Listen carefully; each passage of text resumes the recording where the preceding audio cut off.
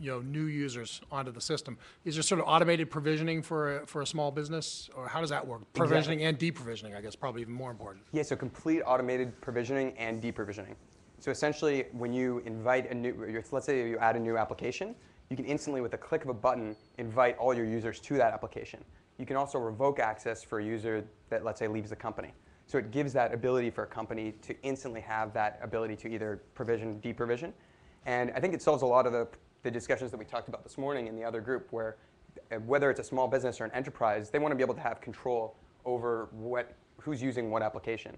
And we provide that to them. So really the business owner, the company administrator, really has the ability to have control over that, like who has access to which application. Do you integrate with existing like the Active Directory? So it's something that's going to be coming up in Q2, LDAP integration, Active Directory. So the question is, obviously the applications that you're providing to the small businesses are the commercially available ones. What about applications that the small business would create themselves? The custom applications they've created, maybe they put in the cloud. Can those be put into this so that they can make them accessible through this mechanism to their workforce? Completely. So our API set's fully open, and it's very easy to integrate any type of application across any platform. So whether you're built on a platform as a service today, such as Heroku or Engine Yard or anything, you can launch your product through us. And then if you're built on any type of technology, whether it's PHP, Java, you can easily integrate your applications. We actually have a company that we're working with now that's working on integrating their own applications in-house. So. How do you work with those developers? So I mean, is it a biz dev deal? Is it an API call that you're working with? And then, well, I'll ask that question first. Sure. So yeah, it's an open API. We essentially have an API for subscription management, user management, and access management. There's also an optional API for billing, but it can all be configured in our billing engine with the drag and drop, point and click functionality. And then we leverage open protocols such as OpenID and open authentication to make it really easy for people to get in. Sure. And how much access do those businesses then have to the customers? Is it something where you just give them an app ID, or do you give somebody a user ID from AppDirect, or do they actually get full access to like email and information from their customer that they can reach out to them directly? Yeah, so that's a great point. And one thing that we found is that companies that are web-based developers, they have a great system for attracting their own customer base. So some applications will follow up with a support call within 24 hours, and we actually encourage them to do so because we source them based on people who give great customer experience. So we encourage that complete end-to-end experience that the vendor would have to be maintained. I think one thing that he kind of hinted at, I had an opportunity here to see the presentation yesterday, is the business model here, which is it's essentially free. So AppDirect makes, well, I'm not going to speak for you. You speak for yourself. How do you make your money? So it's essentially done on a rev share basis. So as the developer keeps 70% of the revenue, we would take a split between us and then one of the branded platforms. Right, and so then you have to, your business model depends on the application provider wanting to play along with that model. And yeah, what we found is tremendous interest in that. So the cost of acquisition for a typical SaaS application customer can range anywhere between 50% plus or that 40-50% range. So 30% has definitely become an industry standard. And we've seen with other platforms like the iPhone and Android, there's that interest to distribute. And that doesn't exist, that kind of ease of distribution in the web-based platform today. So that's what we're here for. How do you manage the expectation? You have the system that sort of recommends certain applications. How do you manage the sort of expectations of the developer who comes into the system and maybe isn't top of the queue? Right, so that's a great point. So what we want to do is make it easy for new developers as well to be showcased.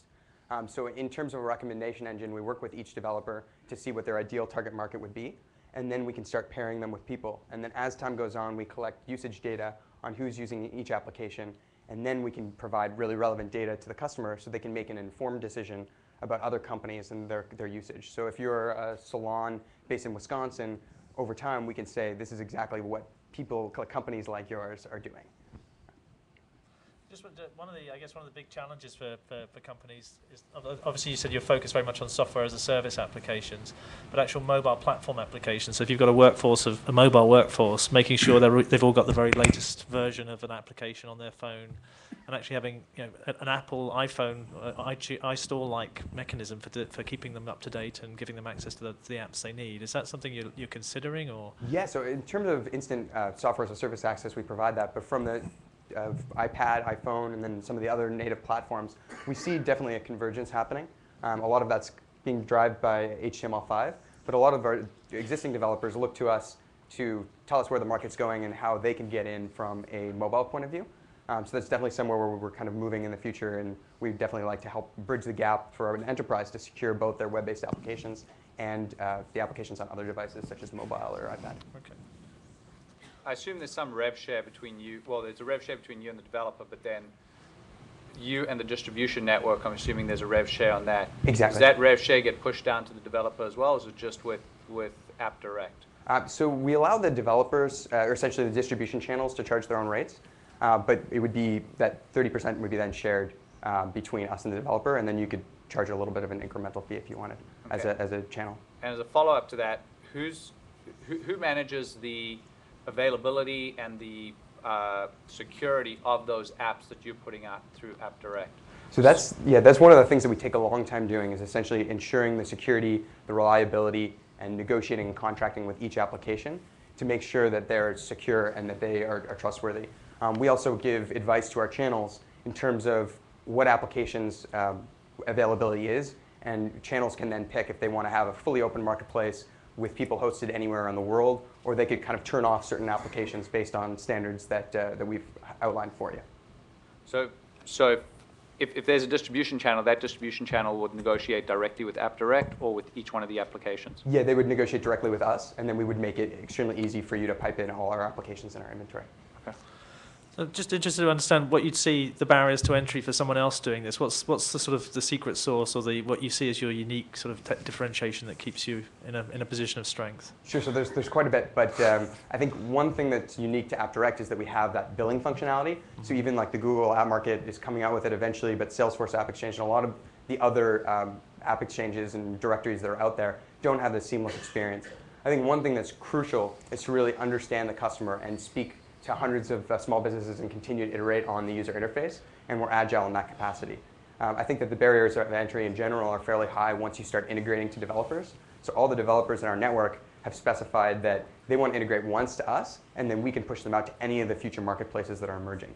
And people have said that there's going to be 100 marketplaces by 2012 by big brands, and we're hoping to be the kind of one API point or one integration point for all those marketplaces. And that's also a huge pain point for developers, so they don't have to integrate separately. Okay, I think we're out of time. Great, thanks. Thank you.